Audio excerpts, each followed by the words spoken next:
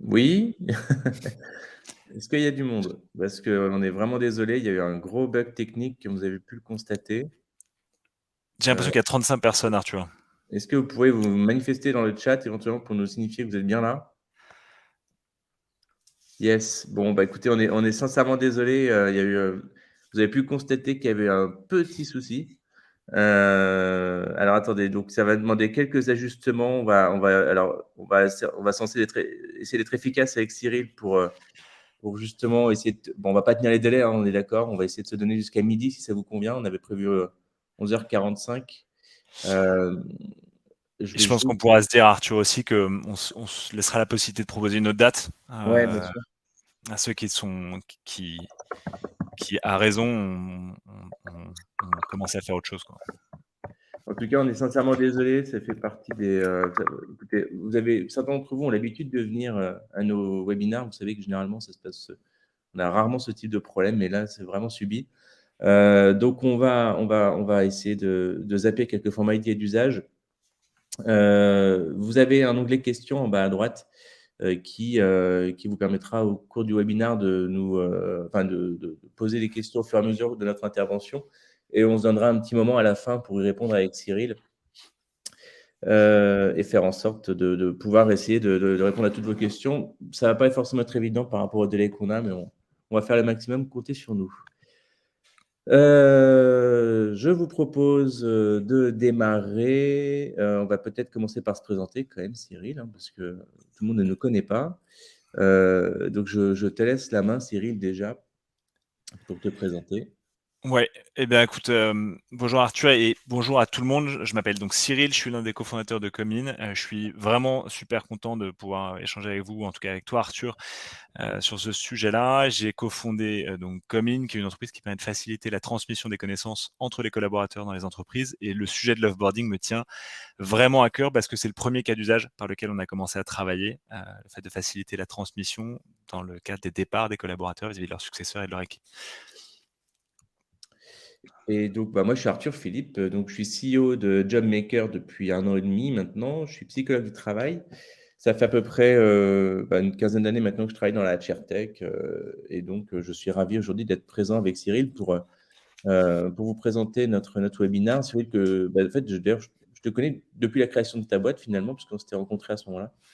Et Ouais. ça fait un petit moment que je m'étais dit: «Tiens, il faut absolument qu'on fasse quelque chose ensemble», donc je suis ravi d'être là aujourd'hui avec toi. Donc rapidement, l'objectif aujourd'hui, ça va être de vous sensibiliser à la notion d'offboarding. On voit aujourd'hui, il y a plein d'innovations sur le marché de la tech. On parle souvent de l'expérience collaborateur et on oublie souvent que dans l'expérience collaborateur, bah, il y a effectivement l'onboarding évidemment, mais l'offboarding aussi. Et on sait qu'un offboarding qui se passe bien, généralement, est plutôt enrichissant pour tout le monde et vertueux pour tout le monde. Et on va essayer de vous sensibiliser avec Cyril aujourd'hui sur l'impact positif que ça peut avoir sur votre organisation quand on pilote ça et qu'on se donne les moyens de le faire intelligemment, comment est-ce qu'on peut derrière récolter les fruits? Déjà, dans un premier temps, ce dont il faut prendre conscience, c'est que, bah, votre entreprise est en mouvement et c'est normal et j'ai envie de dire, c'est rassurant parce que c'est aussi ça la vie, hein. La vie se développe dans le liquide, dans le mouvement, hein, pas dans le si vous plantez une graine sur du granit, il va pas se passer grand-chose. Si vous la plantez en terre avec de l'eau, elle va germer et bah, c'est ça en fait, la le mouvement dans les organisations. Donc parfois, bon, on est triste de voir des gens partir, mais c'est aussi, l'opportunité d'avoir la joie de voir quelqu'un d'arriver aussi. Donc, il faut aussi voir les choses comme ça. En tout cas, ce qui est certain, c'est qu'en France, mine de rien, on est mieux lotis, entre guillemets, que nos voisins d'outre-Atlantique, notamment, puisque on est quand même finalement un pays où les gens, encore aujourd'hui, restent quand même dans l'organisation, puisque on est sur un taux de turnover moyen de 15%. Imaginez que dans d'autres pays, on est quasiment à 25%, donc ça fait une personne sur quatre qui s'en va par an et forcément à gérer, bah, c'est pas les mêmes, ça devient des challenges très importants. Et c'est là où justement on voit cette évolution aussi de la fonction RH, d'une fonction très support à l'époque qui devient de plus en plus stratégique, notamment pour faire face à ces enjeux. Et d'autant plus qu'on est, il y a, bah, en fait, vous regardez autour de vous, il y a peut-être 2 personnes sur 3 qui est dans les moins de 35 ans qui se posent aujourd'hui la question, de quitter leur organisation. Donc c'est intéressant aussi de questionner ça et d'essayer de comprendre, ce qu'il y a de sous-jacent. Est-ce que c'est endogène à l'organisation? Est-ce que c'est exogène pour des raisons familiales, pour des raisons, autres, diverses? Mais en tout cas, ce qui est important, c'est de savoir quels sont les leviers on peut engager pour contenir et maîtriser, accompagner cette mobilité externe qui, de toute façon, arrivera bien un jour ou l'autre. Peut-être même qu'à vous, ça vous arrivera aussi, par ailleurs. Et ce qu'il faut également prendre conscience, c'est que les cadres restent en moyenne 4 ans dans un même poste, en tout cas en France, versus 2 ans, un peu moins de 2 ans dans les scale-up aux US, donc c'est les GAFAM en gros, hein, Google, Amazon, Facebook et compagnie.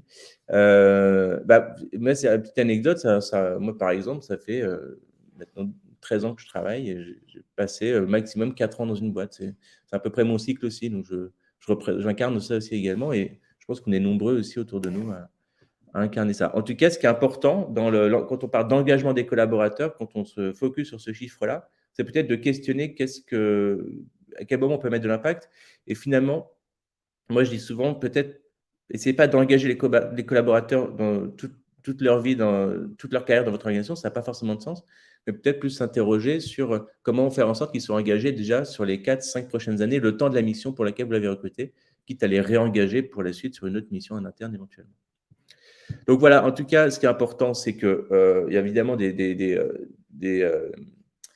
éléments à ne pas confondre. Hein. Partir n'est pas trahir, hein, simplement, c'est juste voilà, s'émanciper ailleurs et potentiellement, pourquoi pas revenir un jour. En tout cas, ce qui est sûr, c'est que on dit souvent en Chine que le mot crise se traduit par opportunité. Alors, je ne sais pas si c'est vrai d'ailleurs, mais j'ai toujours entendu ça, alors je le répète. Hein. Vous me direz si c'est faux ou pas.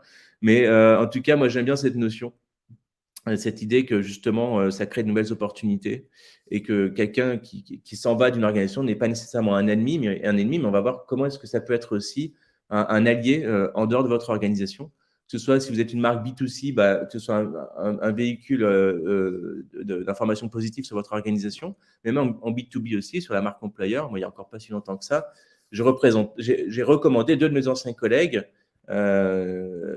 à mon premier employeur, à Salesforce, pour ne pas le nommer, parce que j'avais adoré l'expérience que j'ai eue chez eux. Et encore aujourd'hui, pareil pour Hello Work, par exemple, ça peut m'arriver aussi de dire à des gens que je connais, boss chez eux, c'est vraiment une belle boîte, parce que justement, j'y ai passé de belles années, et même si je suis parti, ça s'est bien passé. Je considère encore aujourd'hui être un ambassadeur de leur identité. Donc, ça pour dire qu'un onboarding qui se passe bien, ce n'est pas une perte du temps, ça peut être un gain de temps pour l'avenir aussi. Et c'est ce qu'on va voir maintenant avec Cyril, justement. Effectivement, il faut bien comprendre que quand on parle d'offboarding, on ne parle pas juste du collaborateur sortant ou de l'équipe RH. Il y a au moins 5 parties prenantes dans un processus d'offboarding. Et chacune de ces parties prenantes a vraiment quelque chose à y gagner une fois que ce processus est en place. Il y a évidemment le collaborateur. La personne va pouvoir, si jamais le process l'accompagne, bien partir sur une note positive. L'entreprise doit lui laisser une bonne dernière impression, notamment en ayant quelque chose qui soit timé, avec un certain nombre d'éléments de rappel de façon à ce que son départ soit cadré. Ça va lui permettre à lui ou à elle aussi de pouvoir partir sur une note positive en ayant davantage de sérénité. Aujourd'hui, je pense qu'il faut bien comprendre pour un collaborateur que c'est une opportunité pour lui ou pour elle de pouvoir renforcer son réseau professionnel. C'est important de pouvoir laisser une bonne dernière impression, notamment pour pouvoir légitimement ressolliciter un manager avec qui on a bossé par le passé, par exemple, une équipe, quelqu'un au sein des RH avec qui on a travaillé pour lui demander un conseil peut-être ou quelque chose comme ça. C'est quelque chose qu'on est beaucoup plus légitime à faire si jamais les conditions de départ sont bien passées que si jamais ce n'est pas le cas. Ça, c'est la première partie prenante. Deuxième chose, l'équipe en place. J'ai pas envie de faire de parallèle macabre, mais souvent, quand on perd quelqu'un, on dit, enfin, la phrase revient souvent de le plus dur, c'est pour les gens qu'on laisse derrière soi. Et dans le monde de l'entreprise, c'est assez vrai en fait. Des gens qui sont appréciés, des gens qui ont passé du temps dans l'équipe, des gens qui ont une vraie valeur ajoutée en termes de performance, etc. Ils ont évidemment un impact lorsque la décision est prise de leur part de quitter l'équipe. Et donc, le fait de pouvoir offrir un processus d'offboarding, c'est évidemment un pari gagnant pour l'équipe puisque vous allez dédramatiser cette étape-là. En tout cas, vous allez autant que faire se peut la dédramatiser. Et donc, vous allez pouvoir mettre l'équipe en capacité d'avoir une bonne ambiance, d'avoir encore une bonne réussite collective, quand bien même cette personne-là, appréciée, performante, etc., est amenée à quitter son poste. Je fais une toute petite digression sur le point du dessous. C'est évidemment sur la nouvelle recrue aussi. Quelqu'un qui quitte son poste dans des conditions qui sont sereines, et je parlerai après de tout ce qui est transfert de compétences, mais pour le nouvel entrant qui va succéder à quelqu'un qui a quitté son poste, c'est évidemment quelque chose qui est extrêmement facilitant, en plus de l'équipe qu'on laisse derrière soi. Le manager, c'est absolument fondamental. Un manager qui a à gérer une rotation au sein de son équipe, sa première préoccupation, c'est la continuité opérationnelle. C'est ces premiers éléments, les premiers éléments auxquels le ou la manager va réfléchir, c'est combien de temps ça va me prendre à la fois de m'assurer que cette chaise soit prise par quelqu'un, c'est-à-dire est-ce que je vais réussir à recruter vite, puis ensuite combien de temps la personne va devoir prendre pour monter en compétences, est-ce qu'elle va réinventer la roue, est-ce que moi ça va me prendre du temps de lui expliquer des éléments importants sur son poste. Donc le fait d'avoir un offboarding soigné, c'est évidemment un pari soignant pour l'équipe métier, pour le manager qui a géré la rotation au sein de son équipe. Évidemment, nous on a un prisme très fort dans cette partie-là, la transmission de la connaissance. Mais là encore, il y a ce qu'on va pouvoir mettre derrière, le bénéfice qu'il y a à mettre derrière, c'est évidemment un gain de temps pour le manager qui va avoir moins à se répéter. Ça va être une prise de poste facilitée pour le successeur, et ça va être une équipe dans laquelle on va encore une fois apporter de la sérénité. Évidemment, pour l'équipe RH, il y a le processus d'offboarding est absolument fondamental parce qu'aujourd'hui, il y a très peu d'équipes d'équipes RH en tout cas, qui peut dire qu'elles se désintéressent de l'expérience collaborateur. On se donne beaucoup de mal aujourd'hui dans les équipes RH à essayer de construire une expérience collaborateur qui puisse être remarquable au sens premier du terme, quelque chose qui soit complet, c'est-à-dire qu'aujourd'hui on se rend compte que c'est très à la mode de parler d'onboarding, on se rend compte que l'impact de l'onboarding des premières heures est hyper important sur le fait que les candidats ou les collaborateurs s'inscrivent dans la durée dans l'entreprise. On peut se donner beaucoup de mal sur l'onboarding. Si jamais l'offboarding se passe mal, eh bien la dernière impression que les gens gardent en tête, c'est la fin. Donc on peut se donner beaucoup de mal à créer quelque chose de génial sur l'onboarding. La dernière impression qu'on laissera, si jamais elle est mauvaise, ça viendra casser tout ce sur quoi on a investi au début. Donc c'est évidemment hyper important pour les équipes RH de pouvoir accompagner le collaborateur jusqu'à la fin du cycle. Que le cycle se termine par une mobilité interne, donc on reste dans l'entreprise mais on change de poste, que ce soit vers l'externe, etc. Ça m'amène sur le point suivant, et Arthur, si jamais tu as des éléments à partager là-dessus, n'hésite pas à me couper. Ça m'amène sur le point suivant en parlant du fait que l'offboarding est un pari gagnant pour les équipes RH. C'est la marque employeur, évidemment. On va essayer de chercher des points d'attractivité en capitalisant sur l'expérience qu'on laisse aux personnes qui vont quitter l'entreprise. Donc on se rend compte que, qu'on le veuille ou non, quelqu'un qui a quitté l'entreprise, quelqu'un qui a quitté son poste, a forcément voix au chapitre sur la marque employeur de l'entreprise. Et donc, il y a, je dirais, l'offboarding est un levier pour les équipes RH et pour les équipes métiers de pouvoir faire de quelqu'un potentiellement un promoteur, d'en faire potentiellement quelqu'un d'assez neutre, voire même d'essayer de ne pas en faire un détracteur.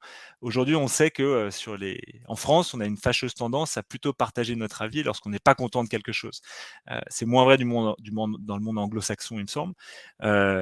Mais c'est absolument fondamental de pouvoir s'appuyer sur l'offboarding pour que des gens qui ont quitté leur poste puissent continuer à parler en bon terme de l'entreprise, que ça puisse générer d'une certaine façon de la cooptation indirecte, que ça puisse générer un flux de candidatures parce que les personnes vont expliquer la façon dont à la fois ils ont aimé travailler pendant quelques mois, quelques années dans l'entreprise, mais en plus, comme même cette notion de départ, et tu disais tout à l'heure Arthur qu'encore trop souvent les départs sont associés à des sentiments de trahison, etc.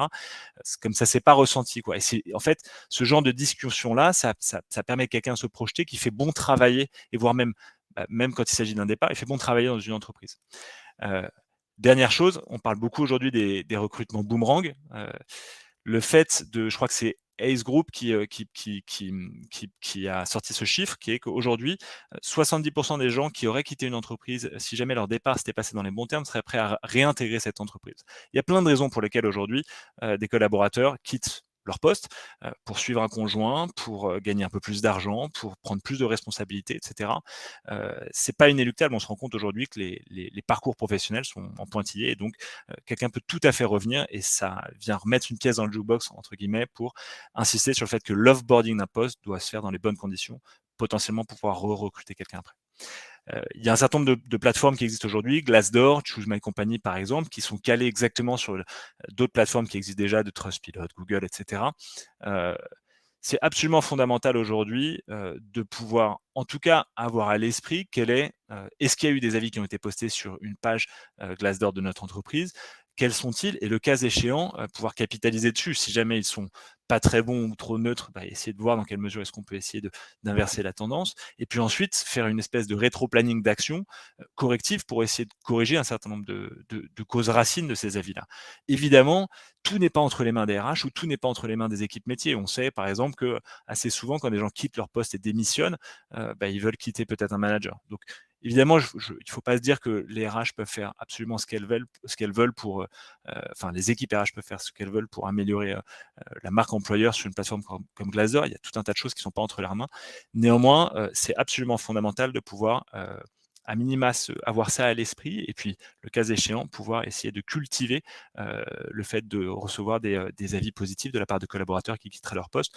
Pour vous donner une idée, par exemple, nous, quand on a travaillé avec Groupama sur leurs alternants, ils avaient 200 alternants je crois à la holding, à la fin, on leur demandait systématiquement à ceux qui quittaient leur poste et qui faisaient une passation sur la plateforme Commune de recommander, est-ce qu'ils seraient prêts à recommander une expérience chez Groupama, oui, non, et si oui, de le faire. Et 100% des gens l'avaient fait.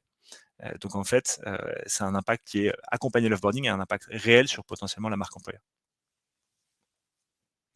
Je te laisse la main, Arthur. Et puis, évidemment, l'idée, c'est qu'évidemment, faire en sorte que quand on a un process qui est clair, en tout cas, ça va permettre aussi de votre côté de pouvoir assurer des départs dans de bonnes conditions. Et pour ça, on a quelques conseils à vous donner. Alors, ce n'est pas exhaustif, évidemment. D'ailleurs, si vous avez d'autres conseils à nous, vous pouvez enrichir ça dans le chat ou dans les questions, il n'y a pas de souci.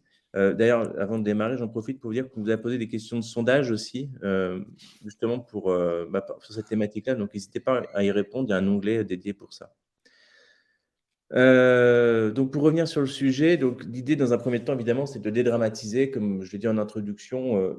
Voilà, de toute façon, parfois, on n'y peut rien. Et il y a des causes endogènes, des causes exogènes. C'est toujours important de savoir pourquoi les gens partent, mais en tout cas, évidemment, l'idée, c'est de dédramatiser. Et justement, alors pour ça, il faut l'accepter, parce que ça vous permettra de mieux accompagner les managers aussi, parce qu'on considère que finalement, la personne la plus impactée souvent par le départ, c'est souvent le manager de la BU, qui pour lui a des objectifs business à réaliser, et il faut le prendre en considération. Ça ne sert à rien de dire c'est pas grave, mais il faut justement pouvoir être aussi à l'écoute de ce qu'il va dire, et peut-être que finalement, sous le coude aussi, vous avez des potentiels candidats internes ou externes à lui proposer pour justement permettre de pallier le départ de l'individu. En tout cas, ce qui est sûr, c'est que ça ne sert à rien de retenir les gens contre leur gré. Ça, c'est clair. Dans le meilleur des cas, vous allez peut-être bénéficier d'un prolongement de sa collaboration, peut-être dans un temps assez court, mais sans doute pour des mauvaises raisons. C'est pas parce que si la personne, enfin, le risque, par exemple, si vous montez le salaire, c'est que finalement, elle vous coûte plus cher et qu'elle soit moins productive, parce qu'elle avait déjà la tête ailleurs. Donc finalement, vous allez perdre. C'est un pari perdant, plutôt que justement de laisser la place à quelqu'un qui viendra sans doute avec davantage de motivation, peut-être moins de performance tout de suite, mais avec une courbe de motivation qui va permettre assez rapidement, a priori, si vous avez bien recruté, en tout cas, c'est la bonne personne, de rattraper justement la perte de productivité qui est inéluctable entre deux, de toute façon, dans le cadre d'une transmission de poste. Mais ce qui est sûr, c'est que voilà, si la personne reste parce que vous lui proposez un meilleur salaire ou des meilleures conditions, elle vous coûtera surtout sans doute plus cher et elle sera moins productive. Donc, ce n'est pas un bon investissement. Et ça va de toute façon aussi peut-être aussi créer des frustrations en interne sur d'autres collaborateurs qui se seraient peut-être bien vus aussi évoluer au poste de la personne qui aurait dû partir. Donc c'est important aussi d'avoir ça en considération. En tout cas, donc dédramatiser, parce que de toute façon, ça fait partie du run d'une activité, d'une entité, d'avoir des gens qui partent et des gens qui restent. Il faut mieux l'accepter pour mieux l'accompagner. Ensuite, c'est être à l'écoute. Donc, on parlait des raisons endogènes ou des raisons exogènes, mais évidemment, selon la nature du départ, c'est quand même important de bien comprendre les raisons qui ont poussé vos collaborateurs à partir. Est-ce que c'est effectivement, comme l'a dit Cyril tout à l'heure, pour des questions de rémunération, pour des questions familiales, des questions de projets personnels? Moi, encore une fois, je me souviens quand je suis parti d'Assess First, la première boîte dans laquelle j'ai bossé, David, le fondateur, m'a dit, écoute, franchement, parce que je partais pour créer une boîte, qui n'a pas connu le succès de John Maker, mais ça fait partie de l'apprentissage. Mais il m'a dit, écoute, je suis super content de t'avoir recruté en tant qu'alternant et de te voir partir en tant qu'entrepreneur. Et finalement, bah oui, c'est vrai que c'est aussi quelque part quand on recrute quelqu'un, notre responsabilité, c'est de faire en sorte que quand il parte de l'organisation, il soit plus performant que le jour où on l'a recruté. Sinon, on a raté quelque chose. Et donc, on se met à risque aussi de le voir partir parce qu'il est plus performant, mais quelque part, c'est pour des bonnes raisons aussi. Et donc, il faut l'accepter. Et par ricochet, ça servira à votre image de marque employeur, parce que si on sait que en partant de chez vous, on est plus performant que quand on arrive, les boîtes de conseil l'ont très bien compris, ça, par exemple. Hein, pour attirer des talents, on sait que dans le deal, OK, vous allez vous faire fouetter pendant 5 ans, mais derrière, vous serez bankable sur le marché. Ça fait partie, c'est aussi une stratégie de marque employeur, quelque part. Peut-être que tu vas reparler après, Cyril, je ne veux pas trop grignoter non plus. En tout cas, donc, pour revenir à ça, je dévie complètement, donc je reviens sur le sujet. L'idée, c'est évidemment d'être à l'écoute pour anticiper, comprendre et ne pas reproduire les mêmes erreurs s'il y en a qui ont été commises. Ça paraît assez évident. J'enfonce une porte ouverte, mais évidemment, analyser les départs permet aussi de peut-être anticiper des difficultés futures. En tout cas, c'est sûr, c'est que le plus on accompagne nos collaborateurs dans leur trajectoire de carrière, le plus on est en capacité d'anticiper ces mouvements-là aussi. Et là, je vais faire un peu d'auto-promo pour une JobMaker, mais je m'en excuse, mais on est aussi là pour ça. Donc, JobMaker, pour ceux qui ne connaissent pas, hein, c'est une boîte qui a été créée par des coachs de carrière. Et en fait, on a digitalisé toute la partie amont des entretiens RH, des entretiens mobilité, des entretiens de carrière pour faire en sorte justement que les collaborateurs en autonomie puissent réfléchir à leurs compétences clés, leur trajectoire de carrière, travailler leur pitch, travailler leurs priorités, etc., pour être véritablement impactant lors des entretiens RH ou de mobilité ou d'entretien de carrière ou professionnel et avoir une véritable posture d'offreur de compétences finalement. Et que justement, entretenir cette dynamique, cette mobilité intellectuelle et de carrière permet aussi quand on comprend les aspirations profondes de ses collaborateurs, d'être en capacité d'anticiper aussi la direction dans laquelle ils veulent aller pour la suite de leur carrière et être en capacité de leur offrir un projet qui convient aussi à leurs ambitions. Et peut-être en ayant un modèle d'accompagnement structuré dans votre organisation dans l'expérience collaborateur, permet aussi d'anticiper des mouvements futurs et d'accompagner les collaborateurs vers une mobilité plutôt interne plutôt qu'externe, parce que c'est quand même, ça reste un offboarding pour l'entité en question. Donc ça, c'est vécu de la même façon par le manager. Pour autant, ça crée une dynamique plus vertueuse quand même dans votre organisation si on arrive à garder les talents en interne, évidemment. Et puis, si la personne, c'est inéluctable et qu'elle doit partir, faire en sorte aussi que lors de ses futurs entretiens RH en externe aussi, elles sont impactantes, elles sont en capacité de parler de l'expérience qu'elle a eue chez vous de manière percutante. Ça a du sens parce que ça va aussi valoriser votre entreprise d'une manière ou d'une autre. On a toujours plutôt intérêt, dans n'importe quel contexte que ce soit, qu'on parle de vous positivement plutôt que négativement. Et si la personne part de chez vous avec une mission sur laquelle elle a surperformé, ça se sait et ça peut donner aussi envie à d'autres gens de venir rejoindre votre entité. Tout ça, de toute façon, c'est concourt à une note positive que vous pouvez donner dans votre écosystème.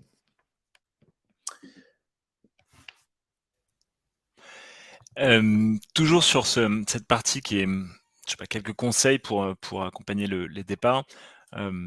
Aujourd'hui, je crois que tu présentais un chiffre, Arthur, qui était de 69%, je pense, des 18-35 ans qui sont susceptibles de quitter leur poste. Moi, j'avais un autre chiffre en tête qui était, je crois, 42% des 18-35 ans qui seraient susceptibles de quitter leur poste dans les 12 mois à venir. Et ce qui est incroyable, c'est qu'aujourd'hui, on se rend compte que, en termes de processus d'offboarding, il y a 8% des collaborateurs qui ont été interrogés par, à nouveau, je crois que c'est Ace Group, qui disaient que d'après eux, il existait un processus d'offboarding dans l'entreprise. Donc, au regard de ces 42%, ça montre à quel point ce sujet, aujourd'hui, il est vraiment planqué sous le tapis. Pas forcément à dessein, mais parce que l'offboarding, c'est un peu la partie immergée de l'iceberg versus l'onboarding. Donc, ce qu'il faut bien comprendre, c'est que l'offboarding, c'est un sujet qui n'est pas un processus qui est exclusivement entre les mains des RH. Nous, en général, ce qu'on imagine, c'est qu'il y a 10 grandes étapes quand on parle d'un offboarding, qui, pour certaines, concernent de la communication, le fait de, entre guillemets, célébrer le départ, accepter le départ déjà dans un premier temps, planifier la façon dont on va communiquer ce départ à l'équipe en place, de façon à essayer de justement pas briser un peu le collectif, mais dédramatiser cet événement. Il y a évidemment un sujet qui nous est cher, qui est la transmission de la connaissance. Il y a le fait de récupérer du matériel. Il y a tout un tas d'étapes. On a d'ailleurs créé une checklist il y a quelques temps sur le sujet. Je pense qu'on vous proposera de télécharger plus tard si jamais ça vous intéresse, que vous pourrez modifier C'est un point qui est vraiment important. Aujourd'hui, on a pris du retard sur l'offboarding. Je pense que c'est un sujet qui est pas du tout adressé à la hauteur de son enjeu. Je vais pas revenir dessus, mais enjeu de marque employeur, enjeu de continuité opérationnelle plus pour la partie métier. Parfois un enjeu de pérennité, de maîtrise des savoir-faire dans les entreprises. Bref, et aujourd'hui, il y a vraiment un point qui est clé, et là, c'est pas forcément mon moment promo, mais j'insiste là-dessus parce que c'est vraiment ce qui m'anime tous les jours. Aujourd'hui, on se rend compte encore trop souvent qu'il y a une culture de l'oral qui est très forte dans les entreprises, que ce soit dans les métiers de service, que ce soit dans l'industrie manufacturière, que ce soit dans d'autres métiers. Aujourd'hui, ce dont on se rend compte, c'est que le principal coût du turnover, en tout cas un point très important du remplacement d'un collaborateur, c'est pas tellement la durée pendant laquelle la chaise va être vide, c'est pas tellement le coût de recrutement potentiellement je sais pas, d'une entreprise à qui on pourrait faire appel, c'est simplement le fait que très souvent les équipes réinventent la roue. Quelqu'un qui va succéder à quelqu'un qui a occupé un poste pendant quelques années, cette personne-là va se poser les mêmes questions que son prédécesseur. Des personnes de l'équipe en place vont répéter les mêmes choses de façon à l'aider à prendre en main son poste. Je crois qu'aujourd'hui, c'est Oxford Economics qui chiffre le remplacement d'un collaborateur à 30 000 euros, et dedans, ça n'est que en fait, le temps de monter en compétence d'un collaborateur qui est estimé à plus de 28 semaines. Alors, on est d'accord avec les 28 semaines, on n'est pas d'accord avec les 30 000 euros, peu importe, mais ça donne un ordre de grandeur. Et aujourd'hui, le fait d'avoir un transfert de compétences, ça permet pour des équipes métiers de pouvoir réduire leur dépendance à des gens dont on se dit ils ont toujours été là, comment est-ce qu'on va faire le jour où ils sont plus là. Donc parfois on peut même anticiper certains départs avec mettre en place en fait des processus de transmission de connaissances avant même le départ de quelqu'un, de façon à créer de la polyvalence et réduire ce risque-là. Pour des équipes RH, il y a aussi un point qui est clé, qui est de fournir des solutions à leurs clients internes d'une certaine façon, aux équipes métiers, pour adresser le turnover de façon un peu plus sereine. Je pense que c'est un vrai rôle dans lequel les équipes RH ont je suis désolé, un rôle à jouer. C'est le fait de pouvoir se positionner comme étant des prescripteurs de solutions qui leur semblent pertinentes pour dédramatiser le sujet de l'offboarding auprès de leurs clients internes qui sont le métier. Et je reviens juste sur une dernière expression. Je suis pas sûr que tu l'aies dit, Arthur, mais en tout cas, ça avait fait mouche quand on a parlé de ce webinaire au début. Ouais.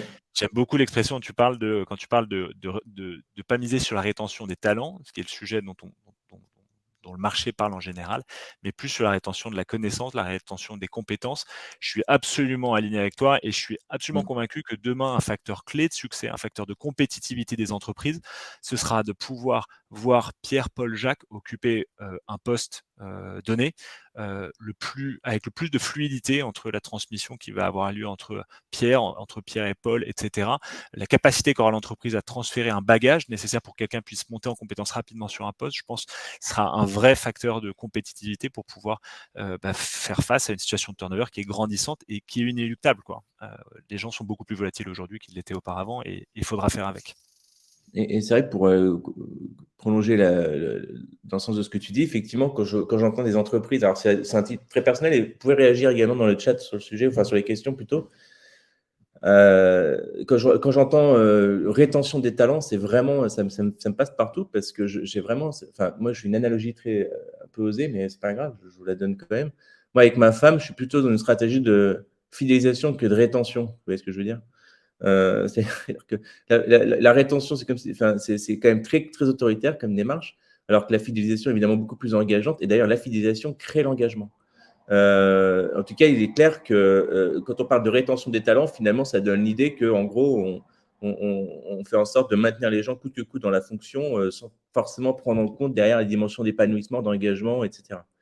Donc, parlez plutôt d'engagement dans votre com interne ou externe, c'est fait moins peur aux candidats, je pense, et aux collaborateurs par ailleurs. Et vous aurez des ambitions enfin vraiment différentes, parce que si vous êtes que sur la rétention, ce sera un indicateur seulement statistique, alors que si vous parlez d'engagement, vous serez au-delà de la statistique, des éléments de productivité, etc. En tout cas, quoi qu'il en soit, ce qui est important, c'est alors, je ne sais plus si c'est Raffarin ou Laurie qui se parlait de la positive attitude, pour les deux peut-être d'ailleurs. Je ne sais plus. Je me souviens de Laurie, mais Ouais, mais je crois que Raffarin avait repris. Alors, je ne vais pas non plus me prendre pour Raffarin, mais encore moins pour Laurie. En tout cas, l'idée, c'est de terminer évidemment sur une note positive dans une collaboration, c'est toujours mieux. ça vaut le coup de s'investir dans le départ de ses collaborateurs, de faire en sorte aussi que justement qu'ils deviennent des vrais ambassadeurs de votre organisation. Si vous êtes une marque B2C, ce sera aussi des ambassadeurs de votre marque, ça compte aussi. Et moi, je vais vous faire une petite anecdote personnelle. Dans ma carrière, j'ai passé 3 mois dans un cabinet de recrutement pour les accompagner dans leur transformation digitale. Et puis bon, voilà, je n'étais pas forcément à ma place dans cette entité pour des raisons plus professionnelles, mais personnellement, je m'entendais super bien avec le fondateur de ce cabinet, qui est donc, je peux en parler sur LinkedIn, de toute façon, c'est le cabinet CCLD, fondé par Cyril Capel notamment. Et je suis parti au bout de 3 mois, j'étais extrêmement gêné de partir. Alors, c'était ma décision, donc c'était peut-être différent, mais en attendant, j'étais mal à l'aise parce que j'ai justement cette notion d'engagement aussi qui faisait que partir au bout de 3 mois, j'avais l'impression de trahir. Et j'ai proposé à Cyril de déjeuner avec lui. Il a compris les raisons, etc. Et puis, c'est vrai que c'est resté quelqu'un avec qui je me suis toujours très bien entendu. Et il y a 1 an et demi, quand il a fallu faire une levée de fonds pour Jammaker, je l'ai contacté naturellement en lui proposant de venir investir dans le projet. Et il a répondu tout de suite par la positive. Donc aujourd'hui, il est board member de Jammaker. Et si je vous dis ça, c'est quelque part le fait qu'il a eu la bonne attitude et qu'il ait compris les raisons, qu'on ait eu cet échange et ce dialogue au moment du départ, fait qu'on a gardé une très bonne relation. Et aujourd'hui, il m'accompagne dans le développement de la boîte. Et c'est pour vous dire que voilà, et ce n'était pas calculé du tout de ma part. Je n'ai pas du tout en tête à l'époque qu'un jour potentiellement ça pourrait arriver. Mais il s'avère que voilà, soigner ses départs dans les deux sens, hein, soit en tant que collaborateur, mais aussi en tant qu'employeur, ça a du sens parce que c'est un investissement pour l'avenir. Parfois, on le fait souvent de manière totalement désintéressée. Enfin, en tout cas, dans ma situation, c'était vraiment ça. Simplement par politesse et par aussi parce que j'ai cette notion d'engagement qui est chevillée au corps aussi. Mine de rien, sans savoir calculer à l'avance, ça m'a permis plus tard de pouvoir bénéficier de son expertise et puis de son financement aussi, ce qui était de bonnes raisons, évidemment, de poursuivre notre collaboration. Donc voilà, c'est pour vous dire que si je dis ça, finalement, c'est surtout pour vous dire que partir sur une note positive, c'est un investissement intangible, mais qui permettra peut-être un jour aussi, vous, quand vous quitterez votre boîte, de récolter les fruits plus tard d'une nouvelle collaboration. Donc, ça concerne tout le monde.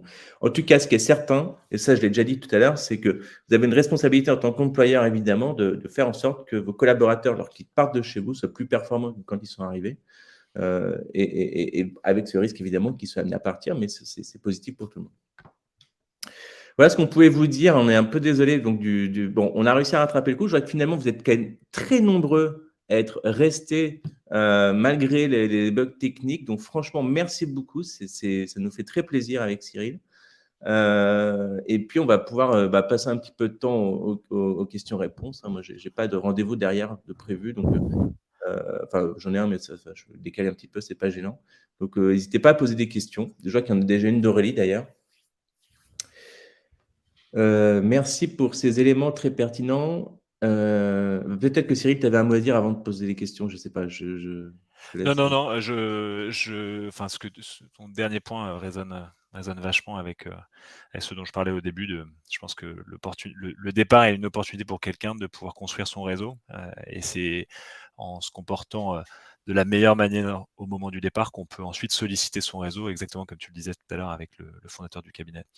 Donc, je suis hyper aligné là-dessus. Et je remets à nouveau aussi une pièce dans le fait de vous remercier d'être là parce que moi, à titre personnel, je supporte pas quand il y a des problèmes techniques, donc je serais probablement pas resté. Donc c'est vraiment super, vous êtes très nombreux et merci infiniment. Avant de répondre à la question rapidement, j'en ai profité pour mettre notre page LinkedIn. Si vous voulez nous suivre aussi, on fait des événements comme ça à peu près une fois par mois. On propose de l'actu, c'est vraiment l'idée, c'est de vous partager notre expertise. On n'est pas des marchands de tapis, mais surtout vous partager nos connaissances, nos expertises sur ces sujets RH qui sont vraiment passionnants. Donc, pour revenir sur la question d'Aurélie, du coup, donc merci pour ces éléments très pertinents. Avez-vous des conseils d'offboarding dans le cadre d'un départ subi, par exemple licenciement? Alors, c'est toujours compliqué de donner des conseils parce qu'évidemment, on ne connaît pas toujours le contexte. Donc déjà, on peut donner des contextes précis sur cette situation-là, ça va être compliqué, mais de manière générale. En fait, si c'est subi et que, évidemment, donc c'est contre votre gré, de fait, je pense que c'est enfin, moi, ce que j'ai à cœur, c'est justement cette occasion pour vous aussi d'accompagner la personne sur son employabilité future. La personne va devoir partir. Souvent, c'est un événement potentiellement traumatisant. On va se retrouver à devoir être confronté sur le marché de l'emploi et peut-être parfois avec un manque de repères aussi, un manque de confiance en soi parce qu'on se sent parfois enfin, on pense perdre en légitimité, peut se sentir mauvais, etc. Et donc, alors il y a des structures qui proposent des accompagnements type outplacement, etc. Donc ça peut être aussi une façon de pallier à ça. Et puis nous, enfin en tout cas le programme Jammaker qu'on propose, a un module mobilité externe justement pour permettre aussi aux collaborateurs de pouvoir préparer leur pitch, préparer leur posture professionnelle, affronter le marché de l'emploi en tant qu'offreur de compétences et pas forcément en tant que demandeur d'emploi. D'ailleurs, c'est une notion moi que je trouve intéressante, la notion d'offreur de compétences en interne ou en externe, mais de manière générale. En tout cas, ça nous resitue en tant que sujet et pas forcément en tant qu'objet. Donc, je trouve ça plutôt plus intéressant en tant qu'acteur sur le marché de l'emploi. Et du coup, donc voilà moi ce que je peux vous dire de ce que je connais. Mais en tout cas, c'est vraiment cette phase d'accompagnement. Et puis, je pense aussi, Cyril, de ton côté, d'essayer aussi mine de rien, la personne, même si elle part, elle a forcément des connaissances à transmettre. Et là, je vais te laisser la main du coup. Ouais, après, comme tu le disais en intro, je pense que ça dépend beaucoup du contexte. Un départ, un départ subi, est-ce qu'il s'agit peut-être plus d'un licenciement économique, ce genre de situation-là, c'est moins évident. Enfin, en tout cas, de notre prisme de transmission de connaissances dans le cadre des départs, c'est sûr qu'un licenciement est en général un contexte moins propice pour demander aux gens de pouvoir partager ce qu'ils ont, leur valeur ajoutée, je dirais d'une certaine façon, avant leur départ. Mais ce dont on se rend compte, c'est que c'est une très bonne façon pour un collaborateur de prendre de la hauteur par rapport à son poste, de travailler sur sa passation, ne serait-ce que pour mettre en lumière ce sur quoi la personne a progressé depuis sa prise de poste, ce que sont ses missions. Et en fait, ce dont on se rend compte, c'est qu'assez souvent, après un travail de passation, et peu importe le contexte, mais peut-être aussi dans un contexte de licenciement, après une passation, en fait, on se vend mieux auprès d'autres recruteurs, auprès d'autres entreprises dans le cadre d'un processus de recrutement, parce qu'on a justement fait cet exercice de prise de hauteur, quoi. Donc, c'est pas vraiment un conseil, c'est plus un constat que je vous partage. Et voilà, j'ai pas beaucoup plus d'expérience sur des sujets similaires. Merci Cyril. Autre question de Céline. Comment convaincre en interne d'investir dans l'offboarding? Ah, vaste question. Comment aller chercher des sous?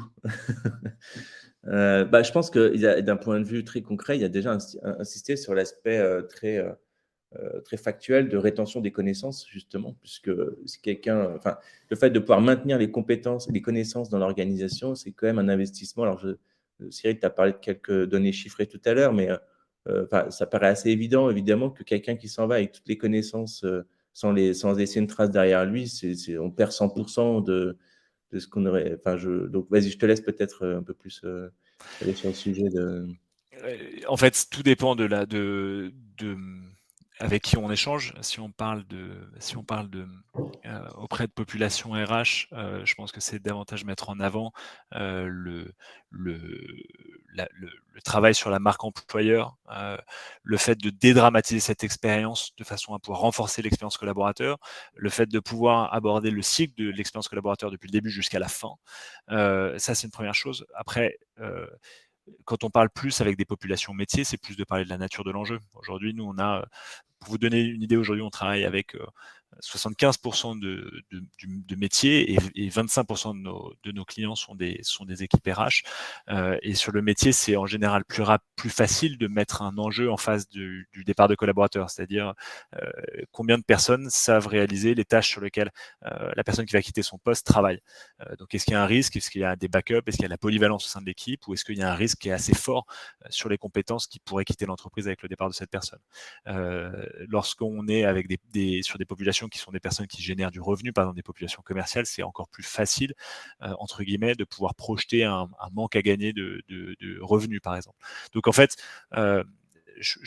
comment vendre une démarche d'offboarding, c'est vraiment mettre non pas parler d'accompagner le départ, de mettre en place un processus pour accompagner les départs, c'est vraiment essayer de monter d'un cran et de parler de l'enjeu qui est un peu plus, je dirais un peu plus noble de marque employeur, de renforcer l'attractivité, de créer un réseau d'ambassadeurs, voire même un réseau d'alumni, ce que font de plus en plus d'entreprises lorsqu'on parle avec des équipes RH, ou bien d'enjeux plus de type chiffré, de projection de revenus ou de limiter des coûts, comme je vous présentais tout à l'heure sur le coût qui est présenté par Oxford de 30 000 € pour le remplacement d'un collaborateur, pardon. C'est vraiment des enjeux de competitive business, quoi, de Ouais. compétitivité business, pardon. Question de Julie. Donc l'exit interview me semble être une étape incontournable dans un offboarding. Quel est votre avis sur cette démarche et quelle méthodologie selon vous? Entretien avec le RH, avec le manager, questionnaire anonyme, envoi avant ou après départ? Il y a beaucoup de questions. Tu veux, tu veux y Bah, aller, Arthur, ou... non, mais enfin je vais faire une réponse de Normand là-dessus, hein, parce que en fait, nous, généralement, dans la façon dont on propose un design RH à nos clients, c'est qu'il y a quand même d'abord une étape avant d'analyse de comment est-ce que vous faites déjà aujourd'hui, quels sont les acteurs qui interviennent. Moi, je pense qu'en tout cas, de manière générale, associer les managers à la démarche me paraît essentiel. Ne serait-ce que pour qu'ils parce que justement, les rendre acteurs du départ fait qu'ils subissent beaucoup moins la situation quand on est acteur que quand on est simplement spectateur, où on a simplement l'impression de voir les gens partir et de rien pouvoir faire.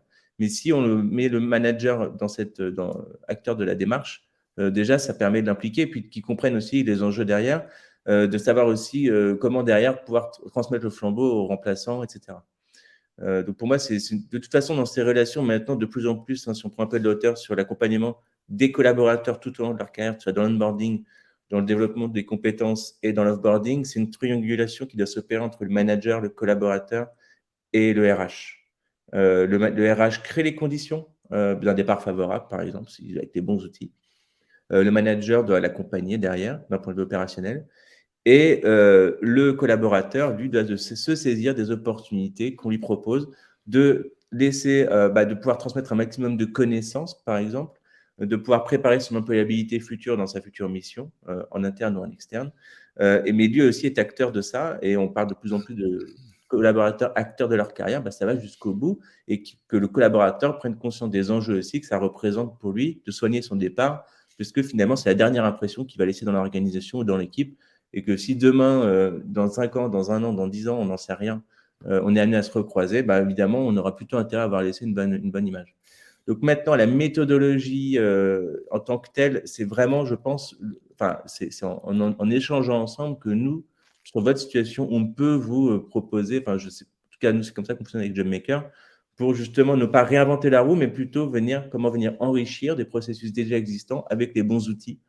Et puis, s'il faut vous faire du design RH, bon, là, c'est peut-être, à un moment donné, on vous dira, moi, c'est au-delà de mon expertise.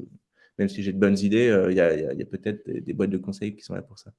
Mais, en tout cas, ce qui est certain, c'est. Et puis, vous parliez de avant ou après le départ. Je pense que c'est deux étapes différentes. Pourquoi pas aussi envoyer des questionnaires de retour d'expérience 1 an ou 6 mois après, et peut-être avant aussi, et puis de comparer aussi. Enfin, voilà, c'est très. En tout cas, de maintenir le lien avec ses anciens collaborateurs me semble être une bonne piste. Quand vous parlez de avant, après le départ, je trouve que c'est quand même intéressant. Questionnaire anonyme, l'intérêt de l'anonymat, c'est l'authenticité des réponses aussi. Maintenant, je ne sais pas dans quelle mesure est-ce que c'est nécessaire à partir du moment où la personne part, est-ce qu'elle a... Enfin, je ne sais pas. Moi, sur la partie anonyme, je suis un avis assez tranché. C'est que je trouve que enfin, je vous parlais tout à l'heure de notre nature en tant que Français à parler surtout quand les choses se passent pas bien. Euh, J'aime pas trop cette notion de questionnaire anonyme parce que je trouve que Ouais, c'est j'aime un bien peu quand on une, assume, ouais. comment? J'aime bien quand les gens assument aussi. Ouais, exactement. C'est un peu une occasion un peu trop simple de cracher son venin en se cachant derrière l'anonymat. Ça, je trouve pas ça terrible, mais moi, je trouve que la question de Julie, elle est hyper intéressante et c'est effectivement fondamental. Le plus important dans l'exit interview, c'est le so what, quoi. Aujourd'hui, ce dont on se rend compte, Mm. c'est que beaucoup quand on parle d'offboarding, on revient très souvent sur l'exit interview et que quand on se donne du mal à le faire, un peu comme parfois on se donne du mal à partager plein de connaissances dans un doc Word ou PowerPoint, en fait, ça reste lettre morte parce que les gens lisent plus. Donc, en fait, on peut avoir passé beaucoup de temps à avoir créé un super doc sur sa semaine type avant de partir sur Word. Le successeur va rien en faire parce que les gens lisent plus. Très souvent, ce dont on se rend compte, c'est qu'en termes d'exit interview, on a pas mal de données dans des fichiers Word, dans des Excel, dans d'autres formats, etc. Et il n'y a pas de so what puisqu'on le compile jamais. Et le plus important dans l'exit interview, c'est d'essayer de comprendre pourquoi est-ce que les gens partent. Est-ce qu'on aurait pu essayer de changer cette décision il y a quelque temps, essayer d'ensuite de pouvoir en tirer des actions correctives. Donc c'est toute l'analyse qu'il y a derrière. Je pense que c'est pas forcément quelque chose qu'il faut faire avec le manager, puisque c'est pas forcément évident pour un collaborateur qui parfois quitte l'entreprise parce qu'il veut quitter son manager ou sa manager, de pouvoir être dans un moment de vérité. Je pense que le RH a plus un rôle de, entre guillemets, tiers de confiance. Alors c'est pas totalement un tiers, mais il y a un peu plus de distance vis-à-vis de l'équipe des ressources humaines. Ça peut être fait vis-à-vis d'une autre personne, sinon de l'équipe métier. Donc je suis plus favorable à ça plutôt que faire ça vis-à-vis par le manager direct.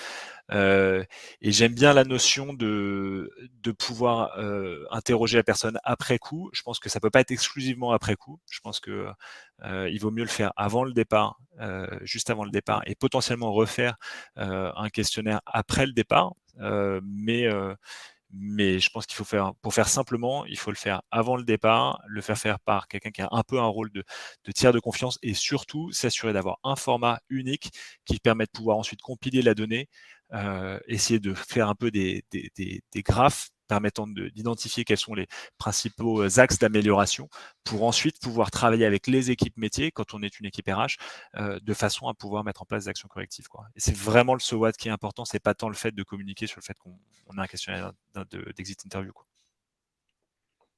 Et il y avait une dernière question qui s'est cachée dans le chat, donc je l'avais pas vue, mais qui est donc d'Héloïse. Et puis après, on devra peut-être quitter le webinaire. Donc, comment mettre en place une stratégie RSE pour développer l'engagement des collaborateurs au sein de l'entreprise? Et est-ce que les entretiens annuels d'appréciation permettent de collecter l'ensemble des problèmes d'où souffrent les collaborateurs? Et d'après vous, quels sont les moyens qui fidélisent les salariés à leur entreprise? Beaucoup de questions en une. Je vais commencer par la dernière, en fait, c'est plus simple. Ça me laissera le temps de réfléchir aux autres.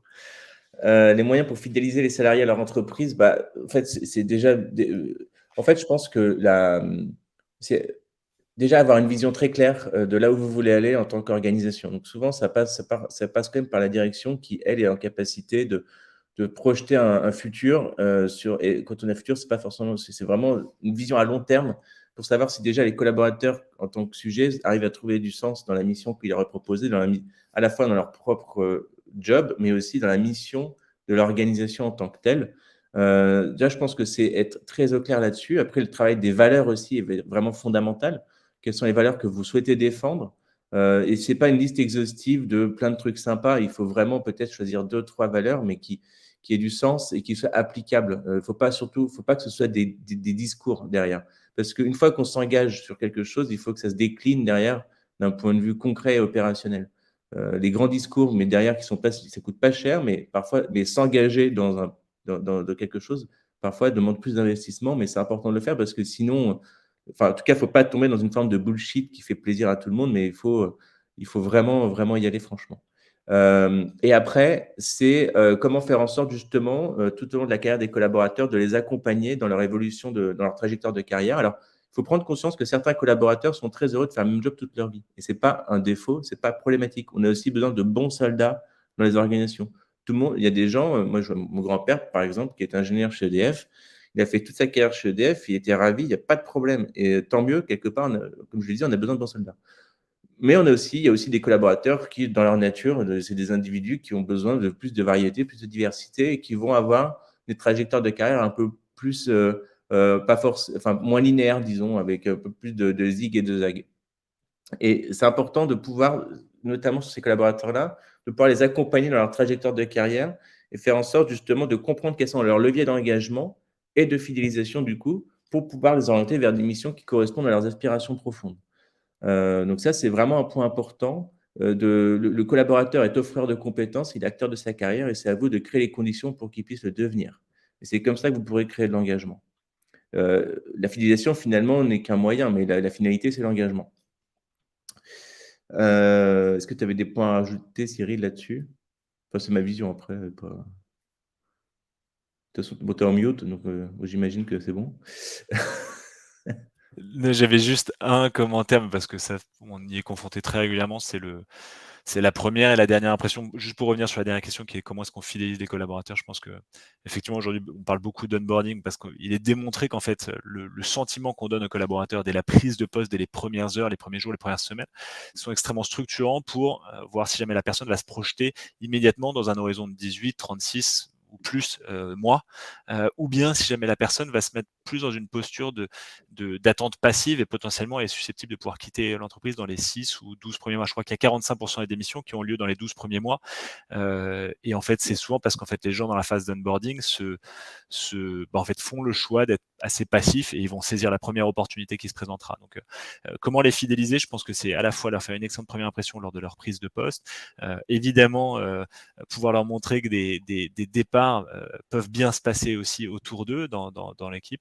Et puis après, c'est plus de l'exemplarité, quoi. Ouais, Au sein des bien équipes, arriver à mettre les managers dans une bonne posture d'exemplarité vis-à-vis de leurs équipes. Aujourd'hui, je pense que beaucoup plus qu'avant, on est fidèle à une équipe, on est fidèle à un manager. On est moins fidèle à l'entreprise. Donc je pense que la strate intermédiaire du management est absolument fondamentale pour essayer de retenir les talents. Vous m'avez pas entendu dire ça, mais en tout cas, inscrire les gens dans la durée et que les gens aient plaisir à travailler ensemble.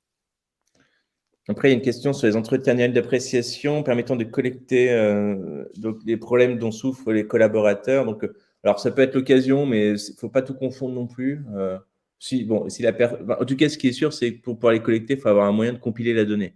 Parce que si c'est des paroles dites lors d'un entretien, mais que derrière, on ne structure pas, on ne récolte pas la donnée, on ne peut pas la compiler, on ne peut pas mettre en place de plan d'action.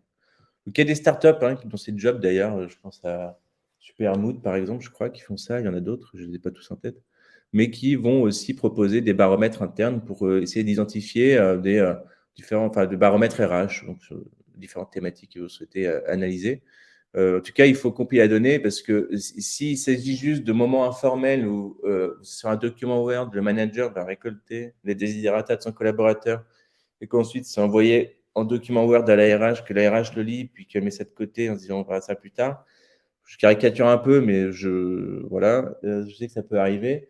Derrière, en fait, vous n'aurez pas forcément la capacité, si vous n'avez pas d'outil de collecte de données, d'identifier l'occurrence de la réserve d'un collaborateur, par exemple, sur un sujet en particulier. Donc, c'est important de collecter tout ça et de l'analyser. Et derrière, de mettre en place des plans d'action. Parce que sinon, en fait, en tout cas, ce qui est le pire que vous pourriez faire, c'est d'ouvrir un espace d'échange sur le sujet et de rien mettre en place derrière. Évidemment, vous avez un retour de bâton qui paraît assez évident. Et puis, donc, pour revenir à la première question, qui est comment mettre en place une stratégie. Enfin, peut-être que Cyril, tu voulais intervenir là-dessus. C'est bon. Comment mettre en place une stratégie RSE pour développer l'engagement des collaborateurs au sein de l'organisation. Eh bien, il faut qu'on en parle. J'allais vous dire. Non, parce qu'en fait, les questions du comment, en fait, à chaque fois, moi, je peux pas donner de réponse comme ça. On part de votre réalité aussi. Où est-ce que vous en êtes aujourd'hui? Enfin, peut-être que Cyril, tu as des éléments plus concrets à donner, hein, mais c'est pour ça, d'ailleurs, volontairement, je l'ai mis un peu en dernier, parce que j'étais moins à l'aise sur la question. Ouais, je maîtrise pas, on n'est pas assez confronté à ce genre de problématique, nous, donc je Je comprends. Mais en partant de votre réalité, j'aurais sans doute des pistes à vous donner. Pour cette question, j'ai envie de dire que le feedback est régulièrement important. Oui, on ne doit pas apprendre ce genre de choses une fois dans l'année. Oui, bah ça, je suis d'accord avec vous, Astrid, exactement. Il ne faut pas attendre l'entretien annuel pour récolter. Enfin, il faut laisser un espace d'échange permanent parce que s'il faut attendre 12 mois pour pouvoir exprimer un problème, c'est problématique. On est bien d'accord là-dessus. Donc ça, c'est clair. Il y a des moments formels et des moments formels qui doivent être mis en place. Et puis la récolte, voilà, des baromètres qui peuvent être utiles aussi pour prendre le pouls régulièrement dans votre organisation. mais Mais là encore, le plus important, c'est le so what. On peut mettre en Ouais, place des voilà. moments formels et informels. Le plus important, c'est que si jamais on a donné la parole à quelqu'un pour exprimer un feedback positif, négatif, peu importe, il faut s'assurer que derrière, il y ait des actions qui puissent être mises en place et qu'on tienne la personne informée de la façon dont on a pris cette Ouais, action et de ouais. son avancement. Il n'y a rien de plus déceptif que d'ouvrir des moments de parole et que les gens se disent, OK, bon, bah, ça a l'air, ils ont l'air de m'avoir entendu, ou j'ai l'impression d'être entendu et que derrière, il se passe rien. En fait, c'est aggravant, quoi. Ouais, c'est ça, exactement. Ouais, mais ça, c'est clair. Mais, je veux dire, quand vous pensez, je sais pas si il y en a parmi vous qui êtes parents, moi, j'ai pas encore cette chance, mais ça arrivera prochainement, sans doute. Mais c'est pareil dans l'éducation des enfants. Je veux dire, quand on les écoute et que derrière, si on écoute sans mettre en place, sans prendre de décisions adaptées, ça va être déceptif aussi. Pareil avec ses collaborateurs. Bon, bah, écoutez, je trouve quand même, malgré les problèmes techniques, franchement, je suis super content, de la tournure que ça a pris. On a réussi à raccrocher les wagons, encore désolé pour, l'attente. Si de toute façon, vous recevrez le replay, du coup, pas les 20, il y aura pas 20 minutes de blanc avant le replay, soyez rassurés. Donc, vous pourrez partager, regarder. Si vous êtes arrivé en retard, vous pourrez raccrocher les wagons du début. Enfin, en retard. Non, c'est c'est plutôt nous qui étions en retard, mais enfin, on se comprend. Et puis j'ai envie de dire au prochain webinaire. Et puis, bah, ouais, merci beaucoup en tout cas pour votre participation et vos différentes questions. Merci Ah, Arthur et merci à tous. mmh. Merci d'être restés. Et Arthur, merci, c'était hyper intéressant. Ouais, ouais, On se carrément. reparle Merci bientôt. Cyril, ouais, c'était chouette. Merci À beaucoup. plus tard. À plus Passez tard. une bonne journée. Bonne journée. Merci beaucoup.